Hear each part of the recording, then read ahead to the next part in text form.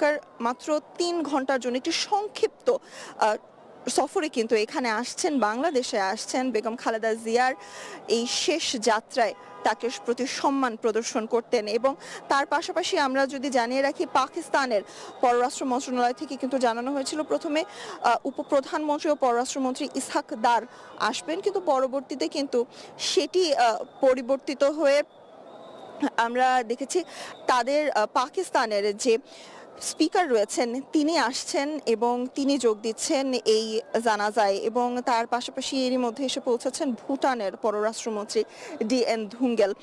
মালদ্বীপের প্রেসিডেন্টের বিশেষ দূত হিসেবে এসেছেন সেই দেশের মন্ত্রী ডক্টর আলী হায়দার আহমেদ, নেপালের পররাষ্ট্রমন্ত্রী বালানন্দা শর্মা এবং শ্রীলঙ্কার পররাষ্ট্রমন্ত্রী বিজিতা হেরাত ঢাকায় এই শেষ শ্রদ্ধায় অংশ নেবেন। অর্থাৎ দেশি বিদেশি অসংখ্য নাগরিকের মনের আসলে যে আপোষহীন যে নেত্রী ছিলেন, মুসলিম বিশ্বের তৃতীয় নারী প্রধানমন্ত্রী যাকে বলা হয়, যে আপোষহীন নেত্রীকে নিয়ে বিভিন্ন দেশি বিদেশি গণমাধ্যমে চর্চা হয়েছে,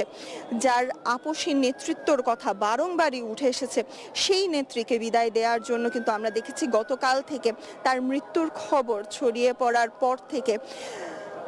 বিভিন্ন সামাজিক যোগাযোগ মাধ্যমে রাষ্ট্রপ্রধানরা টুইট করেছেন, বিভিন্ন রাষ্ট্রদূতরা বক্তব্য দিয়েছেন। তার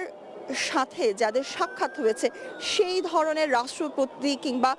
প্রধানমন্ত্রীদেরও কিন্তু আমরা দেখেছি সেই সময়কার ছবি টুইট করতে কিংবা সেই সময়কার ছবি যা দেখাতে। এবং তার পাশাপাশি কিন্তু আসলে জানিয়ে রাখতে চাই, অসংখ্য মানুষ এরই মধ্যে এসেছেন এই মানিক মিয়া এভিনিউয়ে এবং তারা অপেক্ষা করছেন এই প্রোটোকলটি, আসলে যে নেতাদের প্রোটোকলটি রয়েছে বর্তমানে, সেই নেতাদের প্রোটোকলটি পার হয়ে যাচ্ছে। এবং এরপরই কিন্তু আমরা মিয়া অ্যাভিনিউর পথে রয়েছে এবং অসংখ্য জনসাধারণ যারা জাতীয়তাবাদী রাজনীতিতে বিশ্বাস করে এবং যারা বেগম খালেদা জিয়াকে ভালোবাসে তাদের তারা আসলে পৌঁছে গেছে মানিক মিয়া অ্যাভিনিউতে এবং আমরা সেটি দেখতে পাচ্ছি। মানিক মিয়া অ্যাভিনিউতে অসংখ্য মানুষ সেখানে ভিড় করছেন এবং আমরা এই মুহূর্তে দেখতে পাচ্ছি যে গাড়ি বহরটি সেটি মানিক মিয়া অ্যাভিনিউর পথে রয়েছে এবং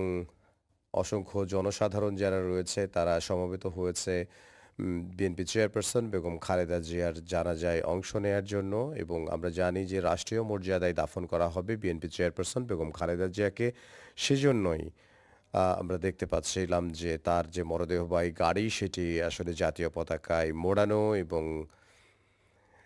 তার পেছনে আমরা দেখতে পাচ্ছিলাম যে একটি বাসে করে, যে বাসটি প্রস্তুত করা হয়েছিল বিএনপির ভারপ্রাপ্ত চেয়ারম্যান জনাব তারেক রহমানের ঐতিহাসিক স্বদেশ প্রত্যাবর্তন উপলক্ষে, সেই বাসটিতে করে মানিক মিয়া অ্যাভিনিউর পথে রয়েছে। সেই বাসটিতে রয়েছেন বিএনপির ভারপ্রাপ্ত চেয়ারম্যান জনাব তারেক রহমান এবং তার স্ত্রী ডক্টর জুবাইদা রহমান এবং তার মেয়ে জাইমা রহমান এবং বিএনপি চেয়ারপারসন বেগম খালেদা জিয়া ও শহীদ রাষ্ট্রপতি জিয়াউর রহমানের কনিষ্ঠ পুত্র আরাফাত রহমান কোকোর স্ত্রী, তাকেও আমরা সেখানে দেখতে পেয়েছি সেই গাড়িটিতে এবং নিকট আত্মীয় যারা রয়েছেন তাদেরকেও আমরা সেই গাড়িটিতে দেখতে পেয়েছি। এবং বিএনপি নীতি নির্ধারণী ফোরামের যারা সদস্য রয়েছেন, জাতীয় স্থায়ী কমিটির সদস্য যারা রয়েছেন তারাও আসলে সেই গাড়িটিতে সেই গাড়ি বহরে তারাও অবস্থান করছেন। এবং আমরা দেখেছি আজ সকাল ৯টার কিছু পরে বিএনপি চেয়ারপারসন বেগম খালেদা জিয়াকে তার মরদেহকে নিয়ে আসা হয়েছে গুলশান অ্যাভিনিউর ১৯৬ নম্বর বাসায়, যেই বাসাটিতে উঠেছেন বিএনপির ভারপ্রাপ্ত চেয়ারম্যান জনাব তারেক রহমান। সেই বাসাটিতে আনা হয় বিএনপি চেয়ারপারসন বেগম খালেদা জিয়ার মরদেহকে এবং সেখান থেকে অল্প কিছুক্ষণ আগে ১১টার কিছু পরে আমরা দেখেছি সেই গাড়িবহরটি ছেড়ে আসে মানিক মিয়া অ্যাভিনিউর উদ্দেশ্যে। এবং আমরা দেখতে পেয়েছি সেখানে অসংখ্য আইনশৃঙ্খলা রক্ষাকারী বাহিনী যারা রয়েছে তারা বেষ্টন করে রেখেছে এবং রাজধানীর মোড়ে মোড়ে আমরা দেখেছি আইনশৃঙ্খলা রক্ষাকারী বাহিনীর অবস্থান এবং সেখানে তারা নিরাপত্তা যাতে বিঘ্ন না ঘটে সেজন্য সজাগ দৃষ্টি রাখছেন। এই মুহূর্তে আমরা মানিক মিয়া অ্যাভিনিউর চিত্র আপনাদেরকে দেখাচ্ছি, যেখানে সাধারণ মানুষ অপেক্ষা করছেন বিএনপি চেয়ারপারসন বেগম খালেদা জিয়ার জানাজায় অংশ নেয়ার জন্য। বিএনপি চেয়ারপারসন বেগম খালেদা জিয়ার জানাজা অনুষ্ঠিত হবে মানিক মিয়া অ্যাভিনিউ এবং জাতীয় সংসদ ভবনের দক্ষিণ প্লাজায় যে বিশাল মাঠ রয়েছে এই এলাকা জুড়েই আসলে তার জানাজার পড়ানো হবে এবং